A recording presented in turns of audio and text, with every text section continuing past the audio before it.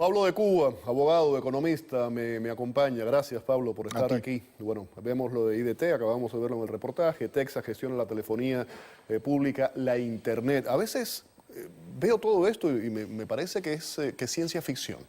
¿Es realidad todo esto que está ocurriendo? ¿La práctica va a ser así? ¿Se están riendo de nosotros? No. No es que sea parte de ciencia ficción, ¿no? Lo único que se está rompiendo una estructura que antes no se veía de forma más pública. Así de sencillo.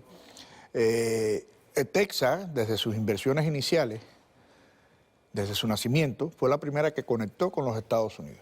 Era la primera forma que tú tenías desde Cuba de llamar a varias naciones. O sea, se abre la llamada directa, ya no hay que pasar por pizarra. Exacto. Para hablar con el exterior. Acá, producto de la normativa interna, habían regulaciones para llamar a Cuba y últimamente hemos visto que muchas entidades con el tiempo fueron comprando pedazos de comunicación a Cuba y aquí la vendían, como Cuballama y otros. Ahora entra una empresa privada norteamericana que cotiza en bolsa con una empresa paraestatal cubana. Es decir, lo que estamos viendo es que lo que hemos hablado, la empresa privada va a negociar con parte del Estado, con una estructura, una entelequia jurídica que al final dice sociedad anónima. Pero el alter ego, el otro yo de esa entidad es el Estado. Es decir, pueden ir cuantos privados quieran. Eso se hizo en el pasado con Chile, con otros países, pero no con Estados Unidos. No con Estados Unidos. No con Estados Unidos. No es que no habían intereses y hubo intentos de hacerlo de varias entidades que utilizando sombrillas offshore trataron de llegar a negociar con entidades cubanas. Apple es otra que señala que algunos de sus productos se encuentran en la categoría de legales para exportar a la isla. Y yo te hago esta pregunta con toda la ingenuidad del mundo.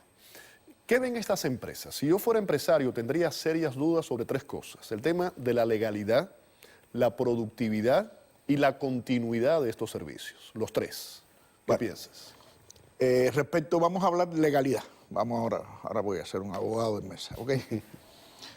Cuba dista mucho de tener una garantía jurídica para inversiones extranjeras. Max Marambio es un caso de eso. Max Marambio es un caso. O sea, Cuba es un estado donde la inversión extranjera es prerrogativa de la discrecional del Estado no regulada. Es decir, no quiere decir que hay una ley y debemos de estar claros. El inversor extranjero debe analizar que no es lo mismo un Estado de Derecho que una nación gobernada por leyes. Claro. O sea, esa ley gobernada mañana la cambian. Y Fidel ha sido uno de los principales apóstoles de ese aberrante concepto de intranquilidad jurídica. De ahí parte el segundo elemento. Tú puedes tener un mercado donde hay un acceso a comprar. Ahora, cualquier entidad que sale de los Estados Unidos sabe a conciencia que ese mercado tiene un poder adquisitivo dado por los Estados Unidos, pero no como gobierno, no como mercado, sino por una comunidad que hay aquí de humanos que gira dinero hacia allá. Que ahí está centrando en la productividad, en lo que hablábamos de la productividad. Del elemento de la productividad. Y la continuidad del servicio va a ser un solo elemento. ¿Cuál es lo que puede mantenerse, no solamente de cubanos, sino de extranjeros que empiecen a arribar, incluyendo los norteamericanos, a dar servicio a los Estados Unidos y tengas tú de antemano una tienda, vamos a decirle así, una tienda donde dar ese servicio.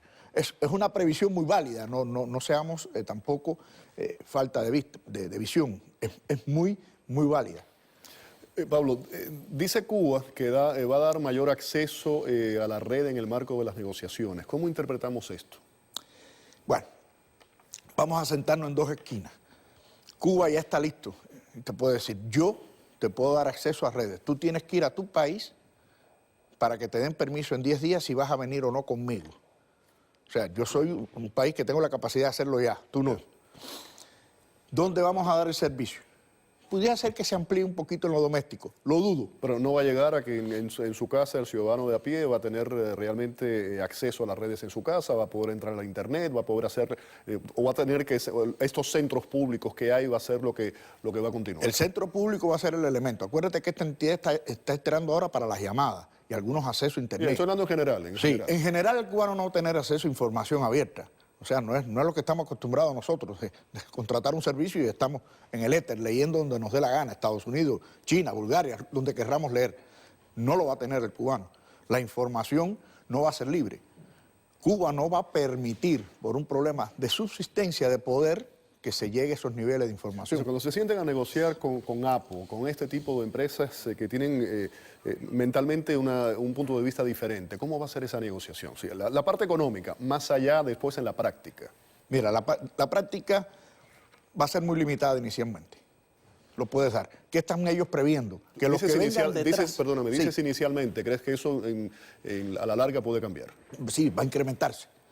Va a incrementarse. Primero tú tienes que ver que son entidades que pueden crear un centro de costo fuera de los Estados Unidos. Eso apacigua sus impuestos. Aquí nadie tampoco arriesga. Sin duda. Entonces, el otro punto es que van a tratar de adelantarse a lo que puede venir después.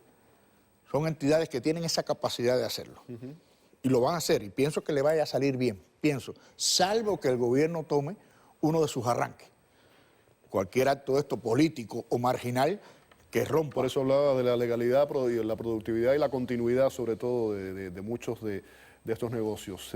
Cuba está culpando a su atraso tecnológico al embargo. Y la pregunta es válida. ¿Ha sido esto una herramienta para controlar a los cubanos? ¿Por qué se ha quedado atrás? Bueno, hace falta caminar un pedacito antes de romper esta estructura de embargo. Cuba se convirtió dentro del sistema socialista en el basurero tecnológico. Es decir, yo te puedo poner un ejemplo. Checoslovaquia, dentro del marco del extinto Consejo de Ayuda Mutua Económica, CAME, le daba a Cuba las pauterizadoras. Sin embargo, Checoslovaquia, con el dinero que le daba el Banco de Compensación del CAME, compraba Alfa Laval.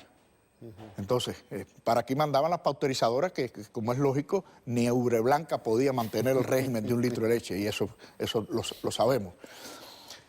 El acceso a la tecnología ha sido difícil. Ya. Entonces, realmente veo en tus palabras como crees que realmente puede esto ocasionar ligeros cambios en el futuro en las comunicaciones del cubano de a pie, el acceso del cubano de a pie al exterior? Sí. Sí. Muy bien. Pienso que sí. Pablo, gracias. Buen fin de semana. Cuídate del frío, Igual. que está fresquito allá afuera. Dicen que chifle el mono. Chifla el mono, sí señor. Pablo de Cuba, ahí lo tenía. Muchísimas gracias. Vamos a la pausa.